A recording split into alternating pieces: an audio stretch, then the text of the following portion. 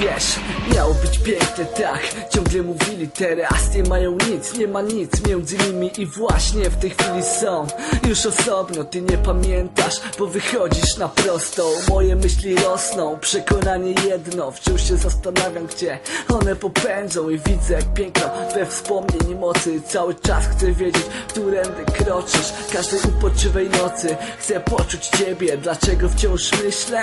Tego nie wiem, może śmieszne to dla ciebie, ale to mnie rani, lecz nie chciałbym cię znowu zranić. Minęło parę dni od naszego rozstania, kiedy zobaczyłem ciebie i jego błagania. Uległaś mu, powiedziałaś, że go kochasz, a ten obrazek mam ciągle po nocy. Teraz nie ma nas, słyszę krzyk, słyszę wrzask. Mówiłaś mi, że tak bardzo mnie kochasz i mimo, że w oczach mam ciągle ten widok, nie myśl, że poddam się tak szybko. Teraz nie ma nas, słyszę krzyk, słyszę wrzask. Mówiłaś mi, że tak bardzo mnie kochasz i mimo, że w oczach mam ciągle ten widok, nie myśl, że poddam się tak szybko. Teraz nie ma nas i tego ciągle brak i cały czas w sercu uporczywy strach miałem, który narastał z każdym dniem, kiedy mijałem ciebie.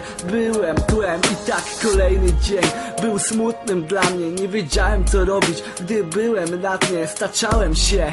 Nikt nie podawał ręki, nikt nie powiedział do mnie biegnij, wciąż szedłem sam. Widziałaś jak cierpię i dobrze wiemy, że to nie było przeze mnie i każde brednie, które mi wmawiałaś, wyszedł z tego nawet niezły dramat i otwarta teraz brama. Minęło z czasem, choć jeszcze sentymentem jakimś cię darzę i kiedyś razem wspominaliśmy chwilę. Teraz sam, ale nie płaczę już tyle. Teraz nie ma nas, słyszę krzyk, słyszę wrzask. Mówiłaś mi, że tak bardzo mnie kochasz i mimo, że w oczach mam ciągle ten widok, nie myśl, że poddam się tak szybko. Teraz nie ma nas, słyszę krzyk, słyszę wrzask. Mówiłaś mi, że tak bardzo mnie kochasz i mimo, że w oczach mam ciągle ten widok, nie myśl, że poddam się tak szybko.